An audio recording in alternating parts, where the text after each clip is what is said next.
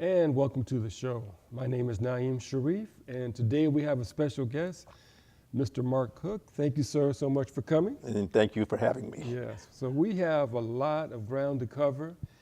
And first of all,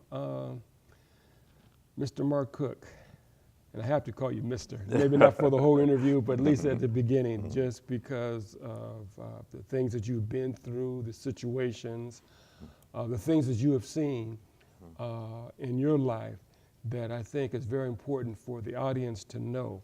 Because a lot of people talk the talk, but you were able to walk it. So tell us some things about yourself, some of the things that you've gone through, and what got you going. Well, to begin with, I was born and raised in Seattle, a family of 10, 8 kids, mother and father here. And it was early, early 40s, where there was still a lot of racism in Seattle, and there was redlining saying where black people could live and where they could not live, and other people like that. My mother kind of took over the family when my father died. I was about 4 years old. Oh, my goodness. Yeah. And so she worked as a domestic for the wealthy people, of course, and sometimes she was working 16 hours a day. So we were latchkey kids. We took care of ourselves and, in a sense, fostered ourselves. I think it did a good job. My mother did a terrific job. I mean, we always never went hungry, always had a place to stay, a roof over our head. And there was a community church that helped. It was a old Mount Zion Baptist Church in Seattle. Oh, the original one there on 19th? Yeah, it was one before that. Okay. They tore down the old one and built this new one. The old one was pretty good. Okay. My mother just told us that religion-wise, we could go to church until we were 12 years old, and then we'd make our own choice whether we wanted to go to church or not anymore. And I decided not to after a while when I became 12 years old. I went through all the public schools in Seattle, got my education there into high school, and ran into a incident of racism in Queen Anne High School, where I threw a milk bottle through a window, and that caused the beginning of my journey through in the prison system, being locked up behind bars at the age of about 15 or 16. I spent 3 years in a mental hospital they didn't have the foster home for kids back then, not teenagers. Okay. Yeah, teenagers, especially people of color. And my mother had 8 kids, and the judge decided you can't take care of this guy. There's no place to put him, but put him in the mental hospital. I went in there, and there's other kids my same age on this, not a psychopathic, it was kind of a psychopathic ward. They had to give it some kind of name. Right. So there it was. The judge sentenced me to 3 years indefinitely. Indefinitely, huh? For breaking a window, right? Wow. Yeah, and this is what they consider was a fostering program. And it really was. It was a horrible place. I tried to break out of that, went into another hospital where I was tortured. I was stretched, like you see in the movies, the old days, and beaten. And this was to keep us in compliance with their program. They had these vicious people who were working as attendants. In fact, one of them, I never forget his name was Jess Teppelman. He was tried and convicted for torturing his wife and daughter too. Jeez. And then he committed suicide because he wasn't going to penitentiary. He wasn't gonna go. Meet all those people that he had tortured, right? Man. Yeah. So that was kind of the beginning of my being politicized. I complained to the doctor. You say, when you're abused, you should have somebody to complain to. Right. I complained to the doctor about what was going on. He says, well, you have no right to complain. You're insane. That was his and analogy, so yeah. I learned then that who we believed as responsible authority did not exist. And that drilled it into me at that point. Well, as things went on, anyways, let's get up to my second time in adult prison. Okay, 210 years. I figured I was nenever getting out. So, Wait a minute. wait a minute. 210 years? Yeah, I got, 20-year sentences for robbery to start off with when I was about 21, 22 years old. And after I got out, stayed about three years or so, and got married. Yeah. And my wife is a potlatch Indian of Northwest. I don't know if you're familiar with potlatch Indian. The potlatch have this thing where if anybody in the tribe or neighboring tribes don't have anything, they give it to them. Okay. And so every time I brought my check home, it disappeared.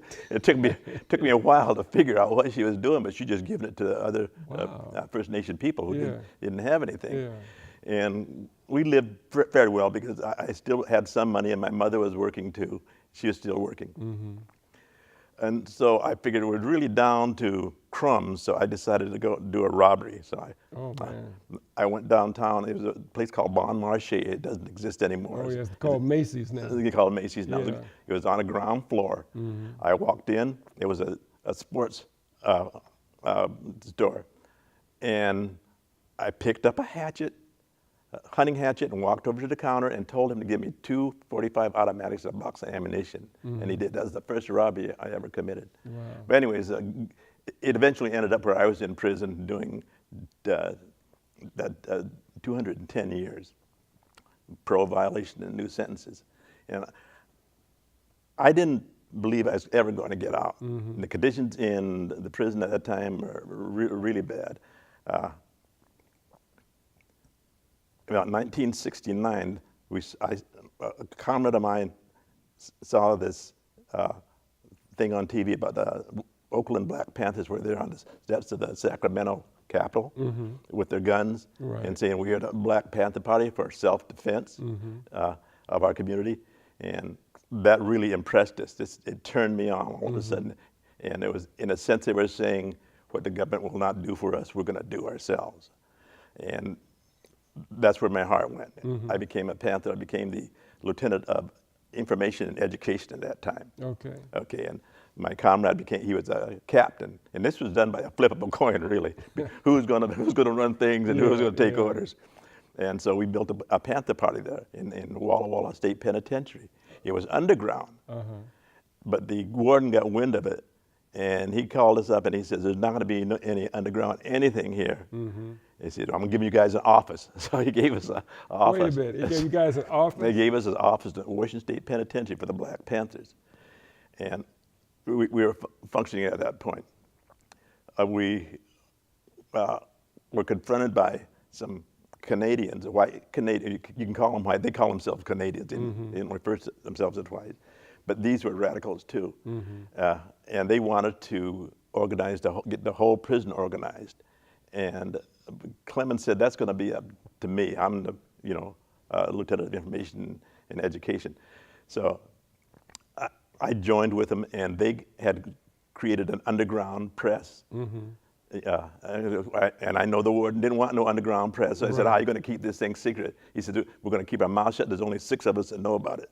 He said, even Clemens does not know what's going on here. So we created a press, and we printed an underground newsletter called The Bomb. And it was called the what? It was called The Bomb. The Bomb. Yeah. Okay. And when we created with the old school equipment called a mimeograph paper. Right. Yeah. Sticking in a typewriter, typing on the back of it. We stole gelatin out of the kitchen. One person had a permit to do arts and craft, so he had a mirror on a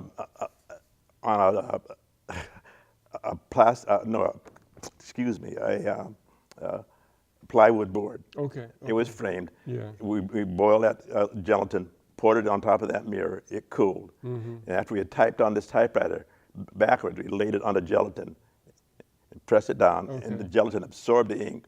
We pulled that off. Then we put plain paper on there, smoothed it down, and then peeled it off, and that was our press.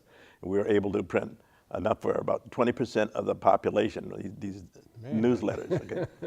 In case we got busted, we had people who were in the cells who were looking out with mirrors, making sure guards weren't coming down. If they did, we'd plan to just take the gelatin and flush it. And but we never had any problems. In this newsletter, we are trying to get the prison population to come together. And there was divisions in the prison population. The black population was about 17% at that time. Okay. Yeah. And Hispanic and Native Americans were lower than that. And we want to do this newsletter so nobody would know who was doing it, so we couldn't bring up this racial thing to divide us again. Right. So we never printed anything where they could determine who was doing it. And we spoke about things that the prisoners knew of. Everybody was on the same page with our complaints, you know. Things they were forced to do, idiotic things like keeping our hair short down to a quarter of an inch, no facial hair, keeping our shirt tails tucked in. We complained about little stuff like that, but we also complained about the serious stuff, you know, about rehabilitation program and paroling, etc. And we got the prisoners to agree to go on a strike. This bomb was an organ, a fostering organ, to show them how they could do good for themselves together. And everybody went on the strike to ask for change in the prison. Eventually, we got what we call a 50-50 program. The people in Olympia and in the prisons agreed to give us this 50-50 program where we ran half the penitentiary and they ran the other half. The half we ran was education and recreation and treatment programs. The part they ran was security and custody. That makes sense. And they agreed, they agreed, okay, you're going to do this, but if it fails, you know what, you're going to go back to the same old stuff. Right. Well, it ran for that way for about 2 years. But the point I'm trying to bring up is that, you know, prisoners can do something for themselves, or the poor community can. There's a desperate poor, and then there's, you know, the regular poor. The desperate poor have nothing. We have them today living in tent cities around here. They can do something, and they stand up for themselves. But we're talking about what happened in the penitentiary. This was 1969. Now, this way back. Right. Most of the people listening to this weren't even born then. Yeah, right. But the idea is to show you that it was action, radical action we took that blossomed into something that the whole world was seeing at that time. We were the first penitentiary in the world, in the United States, to have this type of a program. Well, we also wanted to have a work program. We surfaced as Black Panthers at this time, and these Canadians surfaced, Canucks surfaced too. And we decided we want a work program ran by prisoners, you know, not the making license plates, stuff that we could do when you're on the streets. We convinced them to let us do a reupholstery shop. So we got this guy who was sentenced by the judge. He was an upholsterer, what you call him. Right. And he was an alcoholic, and the judge had sentenced him to do a community service because of his driving recklessly and stuff like that in the city. So he came up to the penitentiary and taught us for the first time how to do reupholstering. Okay. And this is from scratch. There was about 15 of us. We convinced the warden to give us a separate living quarters, separate from the rest of the population who were in this program, so we could monitor ourselves, et cetera. He agreed to that too. Wow. So, yeah. So we were successful in doing this reupholstering program. It was a division of the prison industries, and it was of all of their programs, this is the only one that was making a profit. Really? And we were, you know, doing our own management. There was nobody. We had a guard who made sure nobody tried to run off or steal anything. But other than that, it was run totally by the prisoners. Later on, we asked the warden and Olympia to let us have a prison outside of the prison we were in. And they said, you guys are really just getting foolish now. Well, they said, well, there was a women's penitentiary right next to us, and they built a brand new one up in Purdy. This is when they first started off. And so this is abandoned. How about letting us have that? And we'll put us 15 out there to live, and we'd have an upholstery shop out there where we could sell to the community and be run all by the prisoners. He said, no, it costs too much to do that. You guys would have to get some money to do that. Yeah. And we said, about how much? He said, a couple $100,000, but you're just, you're in here, and we understand you can't do that. It was a nice idea. You got what the program inside, forget about it. But Olympia said, if they can get the money, let them do it. Well, there was 6 of us. We wrote a grant, several grants, and we got $250,000. Wow. Yeah. And we created what we call the Bridge Project. They did give us a building. The money was used to do maintenance on the building, to hire our own staff. We had two guards to do security. All he did was count us. He just sat there and smoked cigarettes. He had nothing else to do. Huh? We fed ourselves. We cooked for ourselves. We had a laundry down there, and we had a huge workshop where we did reupholstery for the different government offices in the Walla Walla and Pasco area. You know, in the colleges and the schools in the military area. So we became the highest paid inmates in the state of Washington at this point. Governor Evans, he was the governor at that time, came down to look at our program, and somehow one of the inmates, we call him the mayor, because he was always trying to order things. Sometimes he'd order things from downtown, and the warden made him send them back because he wasn't having none of that. Yeah, so anyways, he talked to this guy, and he pointed to me and said, this guy shouldn't be in this penitentiary. He should be up in Seattle. And Dan Evans sent me to say, don't get him up at a halfway house in Seattle. Wow. So I talked to the captain, and I said, well, what's going to happen if we split up? Who's going to run? He said, we got somebody to take your place if you go up there. I said, okay. And I'll stay in contact. So they sent me to a halfway house in Seattle. When I first got there, the halfway house had no idea who I was. They just dropped me off, and left. And I said, well, I'll just go home. He said, no, you're going to stay here till we find out what's going on. Yeah. And they found out who I was and what I had to do. I still had 15 years to do a minimum sentence. And I don't know why they put me in a halfway house. The parole board at that time had the authority to cut your sentence down. I stayed in there a year, and they did cut my sentence down, and I got out. But even while I was in a halfway house, I started a program called Convention 72, asking for the prisoners' right to vote and working labor rights inside a prison and changing conditions, in prison and out when they're paroled. I got a lot of support from the community. They started giving me checks, and I'm in a halfway house. So I didn't want to get in no trouble, so I turned it over to the halfway house staff. They put it in the bank, and they said, when you're out, you have access to all of this. So we started our first convention in Seattle as a forum for anybody dealing with the prison system, from the staff, the inmates. People came from out of state. There was the head dean of the law school, University of Washington. He was our first keynote speaker. Is that right? Charles Z. Smith, I think it was. Yeah, I remember him. He later on became an appellate court judge or something. Yes. And so we were just running smooth. We were going to do this once a year. There was the radicals in community who joined in to help me do this thing. When I got to Seattle from the penitentiary, by the way, the Panthers had left. Most of them had left Seattle and gone to Oakland. Right, to be bodyguards for Elaine Brown and do other stuff down there. Help for the election down there. Yeah. I found 2 Panthers that left in Seattle. They stayed with me and worked with me as much as they could on the convention thing. My Panthers didn't get out of the penitentiary. They had long terms. In fact, it was a priority to get in the programs we were setting up to have 15 years or more to get in the programs. And they weren't as lucky as me to get kicked out so soon. Yeah. Well, I did my year. And got out, and I was working. I'm raising my son. I got my son back. He was about 12 years old, maybe about 10 years old. I was taking care of him. I was working in an upholstery shop. I learned the skills, so I got a job as an upholsterer. Well, one of the Canadians got out. He came to Seattle and told me they're closing down the program in Walla Walla. And I said, why? He says, I don't know.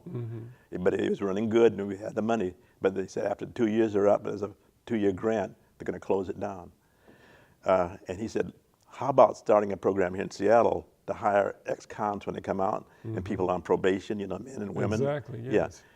Yeah. And I said, sounds good, but we need that money again. And we don't have those other guys out there to help us write a grant. He said, we can do it out here. So he did most of the work. His name is Roger Braithwaite. He's passed away. Okay. And we wrote the grant, got $250,000 again. And we got this place up in North Seattle called Furlands.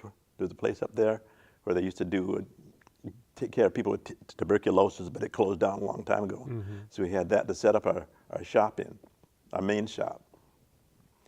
And one of our main projects was for King County. It was to do their micrographics for all their legal and criminal files. Okay. They'd send all them files to us, and we'd put them in microfilm and send it back to them. It was a good program. It was $1 million program. So we started off immediately in the black. We had other programs, reupholstery and carpeting. That was my program. That's what I led. There was the security guards. We had guys who just, flashlight security, and we had a demolition crew. So there's these 5 crews are working, and we was hiring all these ex-cons and convicts. I stuck with the program as long as I could, but there's one guy, he was a sex offender. We didn't know he was in the program, and he was molesting one of our employees, a woman prisoner, ex-prisoner. Okay. And I went berserk on this guy, and I told him he had to get out. And I talked to our executive committee. They said, yeah, he's got to go. He left. He came back to get a piece of furniture he is working on. I said, no, that furniture belongs to us, right. and you have nothing to do with that. And he was getting lippy with me, and I picked up a pair of shears and ran him out of there. That's my first time before the Me Too thing jumped up. I just took my authority, the way I felt about things, and drove him out. And they told me I had to resign. The staff said, you started this thing, but we're going to have to ask you to resign. And I said, I agree. I'm not poor, nothing. I can make it on my own. And of course, spending all that time in prison, I didn't know how to spend money. So I was just putting it in the bank and throwing it in the drawer.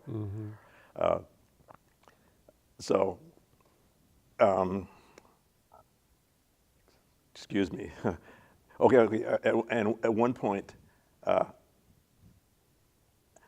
I joined the George Jackson Brigade. The George Jackson Brigade was a mostly white organization, underground organization, working in the Seattle area in 1974, 75, I think it was, yeah. And because they're using the name of George Jackson, Oakland wanted to know who they were. I didn't know who they were myself. But the radical underground, or radicals in Seattle, came to me and said, we can get you to them if you want to find out. And I met them for the first time up in this park up in Capitol Hill. And they were saying, yeah, and we need some funding if we can get it. And I had all this money just stuffed off in the drawer. So I said, okay, I'll give you some money. How much you need? About $200, yeah.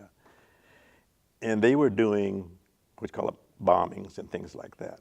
Okay, I'm in Seattle, and I'm taking care of my son, and I really don't want to get involved, but I got to find out I said, can I run with you guys for a while? And he said, yeah.